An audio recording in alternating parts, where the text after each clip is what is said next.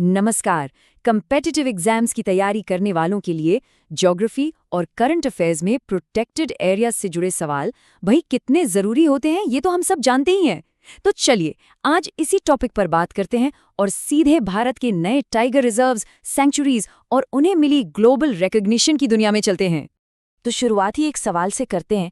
क्या पता है कि बिहार में हाल ही में किस नए टाइगर रिजर्व को मंजूरी मिली है? ये उन कई ज़रूरी अपडेट्स में से एक है जिन पर आज हम बात करने वाले हैं। आज हम क्या क्या कवर करने वाले हैं? पहले बिहार के नए टाइगर रिजर्व की बात करेंगे, फिर देखेंगे कि पूरे देश का टाइगर नेटवर्क कैसे बढ़ रहा है। कुछ खास सेंचुरीज पर भी नजर डालेंगे, वेटलैंड्स और ग्लोबल रिकॉग्निशन को समझेंगे और आखिर में इन सब को भारत के कंजर्वेशन के बड़े फ्रेमवर्क में फिट करके देखेंगे। तो चलिए शुरू करते हैं बिहार की सबसे ताज़ा और कह सकते हैं सबसे बड़ी खबर से, राज्य का दूसरा टाइगर रिजर्व। तो ये टाइगर रिजर्व आखिर है क्या चीज़? देखिए, आसान शब्दों में कहें तो ये 1972 के वाइल्ड लाइफ प्रोटेक्शन एक्ट के तहत एक प्रोटेक्टेड एरिया है और इसे मैनेज कौन करता है? नेशनल टाइगर कंजर्वेशन अथॉरिटी यानी NTCA। अब एग्जाम्स के लिए ये दोनों नाम एक्ट और अथॉरिटी याद रखना बहुत बहुत जरूरी है। तो बिहार का ये दूसरा टाइगर रिजर्व है कैमूर वाइल्ड लाइफ सेंचुरी। ये कैमूर की पहाड़ियों में है और यहाँ के जंगल उत्तरी उष्ण कटिबंधीय मिश्रित शुष्क पर्णपाती टाइप के हैं। इसका सीधा सा मतलब है कि यहाँ ऐसे पेड़ पौधे हैं जो सूखे मौसम को भी झेल सकते हैं। लेकिन सबसे मजेदार बात जानते हैं क्या है? इसकी कनेक्टिविटी। ये रिजर्व बांधवगढ़ से लेकर पलामू तक के एक बहुत बड़े टाइगर कॉरिडोर का हिस्सा है। मतलब बाघों को घूमने फिरने, अपना इलाका बनाने के लिए एक विशाल और सुरक्षित गलियारा मिल जाता है। लेकिन कहानी सिर्फ बिहार की नहीं है। चलिए अब जरा जूम आउट करते हैं और देखते हैं कि पूरे भारत में ये टाइगर नेटवर्क कैसे फैल रहा है। और इसी कड़ी में उड़ीसा से भी एक बड़ी खबर है। साल 2025 में देब्रीगढ़ वाइल्ड लाइफ सेंचुरी को भी टाइगर रिजर्व का दर्जा मिल गया।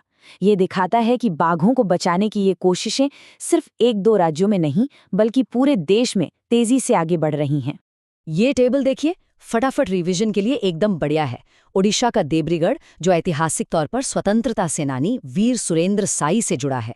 फिर है राजस्थान का सरिस्का, जिसके अंदर ही कर्णकावाड़ी किला है। ये बात इसे यूनिक बनाती है। और महाराष्ट्र का सह्याद्री जो वेस्टर्न घाट्स में है, वो कोयना और वारणा जैसी जरूरी नदियों का सोर्स है। यही छोटी छोटी डिटेल्स होती हैं जो एग्जाम में आपको दूसरों से आगे ले जाती हैं। तो जैसा हम अभी देख ही रहे हैं, ये सारे टॉपिक्स ज्योग्राफी और करंट अफेयर्स दोनों के लिए कितने ज्यादा जरूरी हैं। बाघों की दुनिया तो शानदार है ही, पर भारत का कंजर्वेशन सिर्फ बाघों तक ही सीमित नहीं है। चलिए अब कुछ दूसरे अहम अभयारण्यों पर भी एक नजर डालते हैं। अब बात करते हैं Gandhi Sagar wild life sanctuary की, जो इस वक्त बहुत ज्यादा चर्चा में है और इसकी वजह भी बहुत खास है। कूनो नेशनल पार्क के बाद अब ये चीतों का दूसरा घर बनने जा रहा है। आप देखिए, चंबल नदी, खुले घास के मैदान, सूखे जंगल, मतलब यहाँ का पूरा लैंडस्केप इन शानदार जानवरों के लिए एकदम परफेक्ट है। ये भारत के चीता रीइंट्रोडक्शन प्रोजेक्ट का अगला बहुत बड़ा और अहम कदम है। अब जमीन से चलते हैं समंदर की ओर। सितंबर 2022 में तमिलनाडु में भारत के पहले डुगोंग कंजर्वेशन रिजर्व का ऐलान हुआ। ये मरीन कंजर्वेशन यानी समुद्री संरक्षण की दिशा में एक मील का पत्थर है, सच में। और ये कोई छोटा मोटा इलाका नहीं है। पाक खाड़ी में ये रिजर्व 448.34 स्क्वायर किलोमीटर्स में फैला है। सोचिए कितना बड़ा एरिया है ये, जिसे इन शांत समुद्री जीवों, जिन्हें हम सी काव या समुद्री गाय भी कहते हैं, उनके लिए सेफ किया गया है। ये फिगर एग्जाम के लिए जरूर याद रखिएगा। और इस पहल की गूंज पता है इंटरनेशनल लेवल पर भी सुनाई दी। 2025 में IUCN ने इसे एक पायोनियरिंग स्टेप यानी एक अग्रणी कदम बताया, खासकर इसके कम्युनिटी बेस्ड मॉडल के लिए। इसका मतलब ये है कि संरक्षण की जिम्मेदारी सिर्फ सरकार की नहीं है, बल्कि वहाँ के लोकल कम्युनिटीज़ की भी है, जो सदियों से इन समुद्री गायों के साथ रहते आए हैं। और यही मॉडल इसे इतना सक्सेसफुल और सस्टेनेबल बनाता है। तो ये तो थी नेशनल इनिशिएटिव्स, लेकिन अब देखते हैं कि भारत की इन कोशिशों को ग्लोबल स्टेज पर, मतलब दुनिया भर में कैसी पहचान मिल रही है।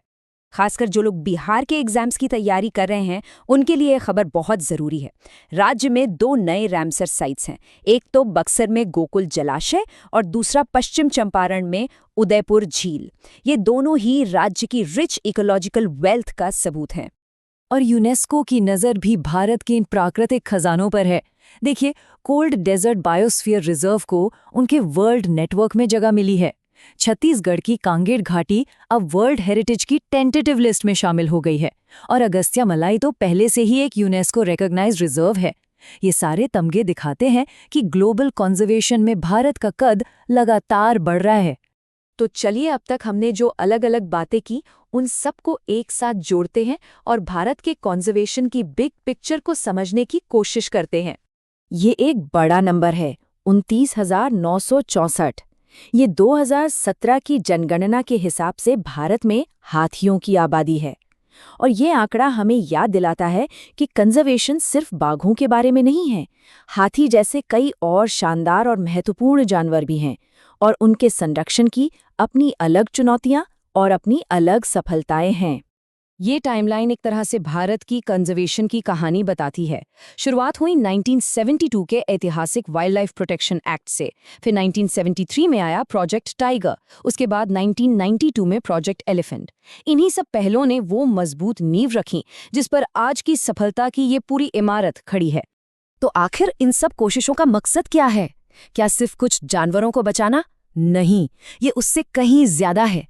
ये पूरे के पूरे इकोसिस्टम को बचाने के बारे में है, स्थानीय समुदायों को अपने साथ लेकर चलने के बारे में है और ये पक्का करने के बारे में है कि विकास और संरक्षण दोनों साथ साथ चलें। ये एक 360 डिग्री अप्रोच है। तो जैसे जैसे भारत का ये प्रोटेक्टेड नेटवर्क बढ़ रहा है, चुनौतियां भी नई शक्ल ले रही हैं। बढ़ता हुआ human wild life conflict, climate change का असर और इन बड़े बड़े इलाकों का मैनेजमेंट, ये सब नई चुनौतियां हैं।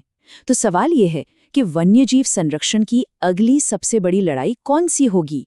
ये एक ऐसा सवाल है जिस पर हम सभी को सोचना चाहिए। हमारे साथ जुड़ने के लिए बहुत बहुत धन्यवाद।